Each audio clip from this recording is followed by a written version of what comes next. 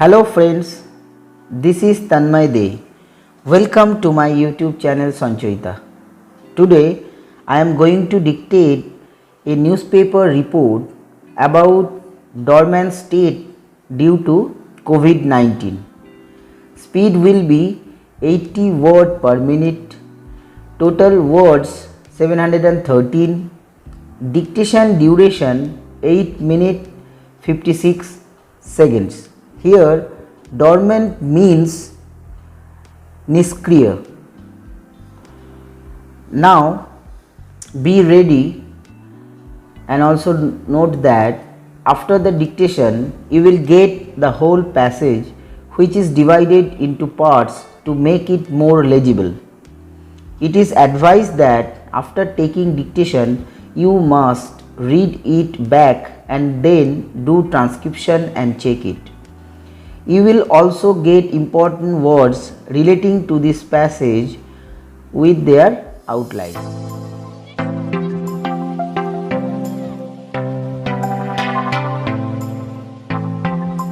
Now be ready. I will start my dictation after the countation of 5. 5, 4, 3, 2, 1. Start. Animal spirits, the primordial driver of growth that is unquantifiable, are once more in the spotlight.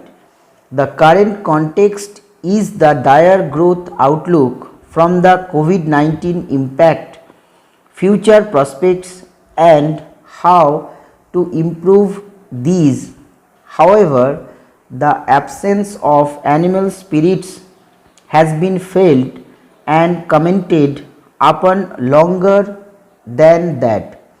It can be traced as far back as the 2012-13 slowdown or the shortfall in private investment that has inexplicably failed to return since.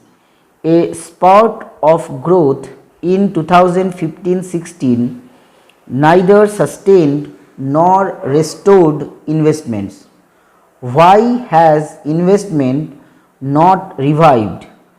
Or to use the coronavirus terminology, why have animal spirits been in quarantine for so long, even when the virus was nowhere around? It isn't as though the government has remained on the sidelines. In the 5 years to 2019, it responded with numerous reforms such as inflation targeting, indirect tax monetization within bracket GST, public bank recapitalization, and the Insolvency and Bankruptcy Code for the resolution of bad loans, raised public spending, provided further support. Yet, a year ago, after an overwhelming re-election, consumer sentiments and business confidence strangely nosedived for unknown reasons that remain unexplained. The government responded vigorously to that abysmal plunge in confidence, leaving nary a stone unturned. It rolled back unpleasant surcharges and super rich taxes of the July 2019 budget, eased the conduct of business more, gave relief to automobile, NBFCs and MSME segments, relaxed foreign direct investments within bracket single brand retail, contract manufacturing, coal mining bracket close, announced major consolidation of public banks with governance reforms, initiated exports and housing boosters, and lowered corporate tax rates from 30% to 22%, with an even lower 15% for new manufacturing units. Monetary measures were reinforced by easing interest rates, expanding liquidity, special interventions, and much more. Bank loan camps in October December facilitated consumer borrowings. However, a second round collapse was visible when GDP growth fell steeply to 4.2% in 2019 to 20 from 6.1% the previous year. In the January March quarter, the economy grew 3.1% minus government spending. Private sector GDP grew just 1.9%, and even the private consumer spending mainstay slowed down noticeably before exposure to COVID-19. There is a belief that financial sector troubles have held back India's growth and investment. Financial sector induced slowdowns take longer to recover from the initial delay in resolving bad assets stretched this further. Then in September 2018, the IL&FC's default triggered fresh rounds of trouble in the non-banking part of the financial system. If a stressed financial sector is indeed the main reason, the consolidating trend in banks and non-bank financial companies with policy support before COVID-19 would probably have maneuvered a turnaround.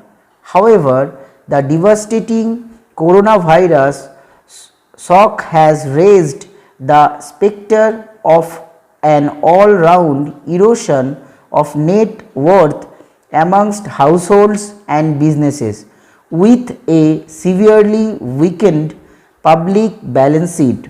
The cascading effects will develop upon financial intermediaries, pulling them down once again.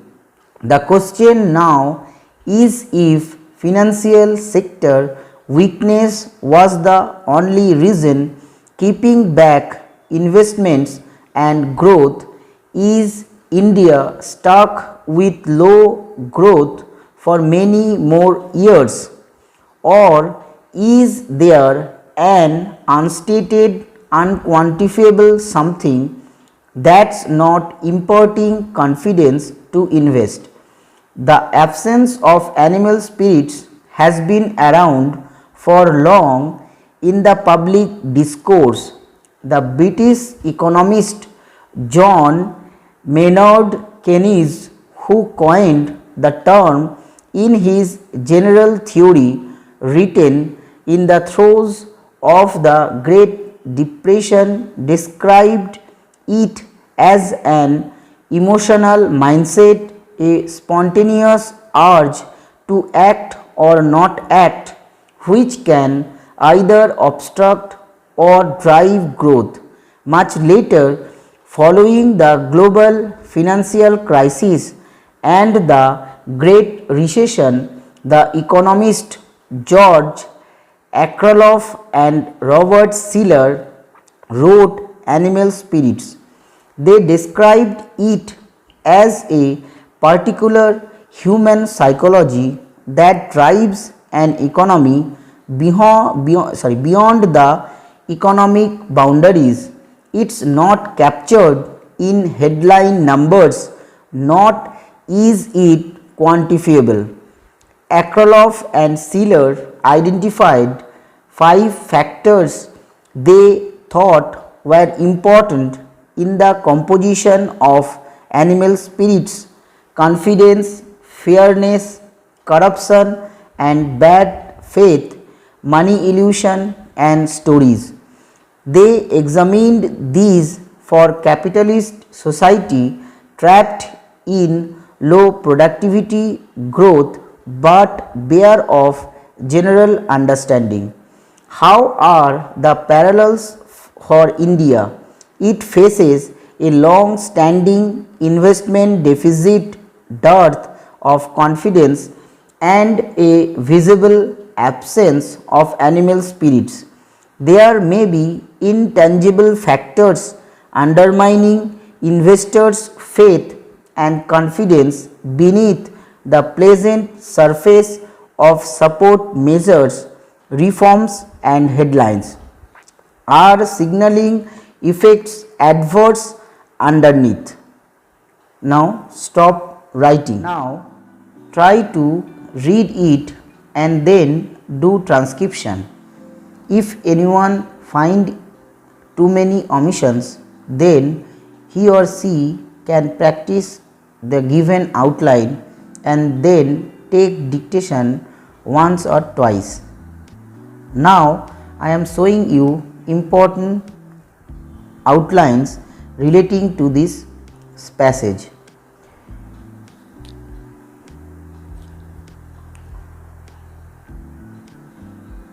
This is part 1 and this is part 2. You can also take screenshot.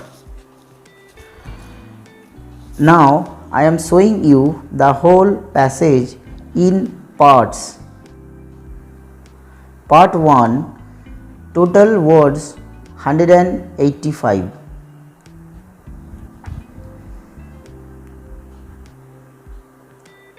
Part 2, total words 205.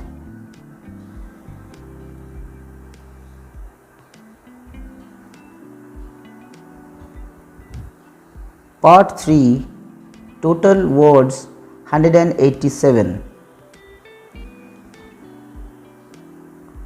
And the final part consists of 136 words. That's all from us. Thanks very much for watching. I hope this dictation is useful to you.